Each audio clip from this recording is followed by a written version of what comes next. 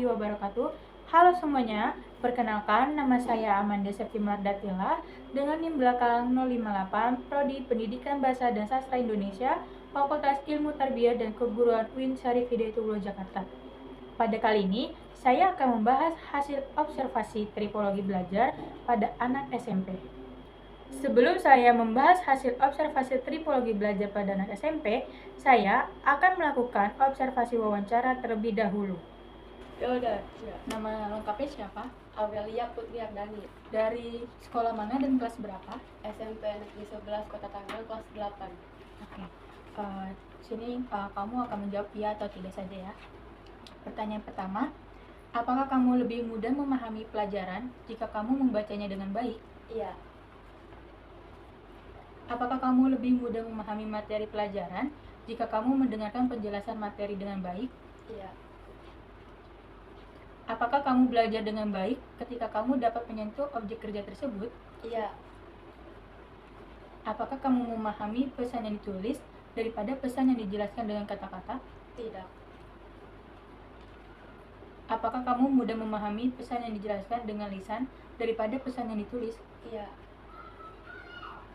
Apakah kamu lebih menikmati belajar langsung praktik di bengkel daripada belajar di kelas?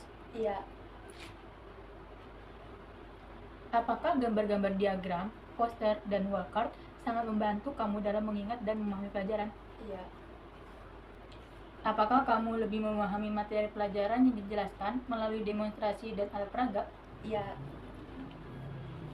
Apakah kamu senang menonton TV atau membaca novel daripada mendengarkan musik atau radio? Iya. Apakah kamu senang mendengarkan siaran radio, musik, atau karaoke daripada menonton TV? Iya. Apakah kamu menyenangi kegiatan yang berhubungan dengan fisik seperti olahraga? Iya. Apakah kamu merasa mudah mengingat wajah seseorang daripada nama seseorang? Tidak. Apakah kamu merasa mudah mengingat nama seseorang daripada wajah seseorang? Iya. Apakah kamu ingat dengan baik apa yang kamu pelajari melalui praktik di bengkel?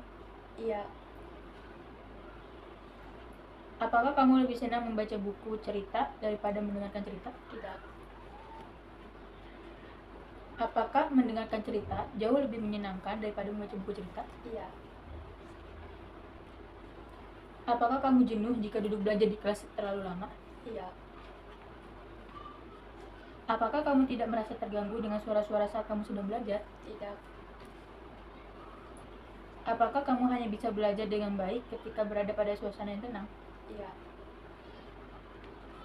Apakah kamu melakukan hal-hal seperti mengetuk-ngetuk pulpen, mengunyah permen saat proses belajar? Iya. Apakah kamu suka ngobrol dengan berhadapan secara langsung dalam bicara daripada lewat telepon? Iya. Apakah kamu lebih suka berbicara lewat telepon daripada harus bertemu langsung dengan lawan bicara? Tidak. Apakah kamu sangat antusias bila ikut membuat atau memperbaiki sesuatu dengan tangan kamu? Iya. Apakah kamu lebih menyenangi tugas-tugas tertulis daripada harus menjelaskan dengan kata-kata? Iya. Apakah kamu mudah terganggu dengan suara ketika kamu sedang belajar? Iya. Yang terakhir, ketika kamu mendapatkan kabar gembira dan membuat kamu senang, kamu akan lompat kegirangan? Iya. Oke, terima kasih Aurel. Boleh di dada-dada. Ini hasil wawancara dari Aurelia untuk membahas hasilnya. Setelah ini kita akan bahas ya di video selanjutnya.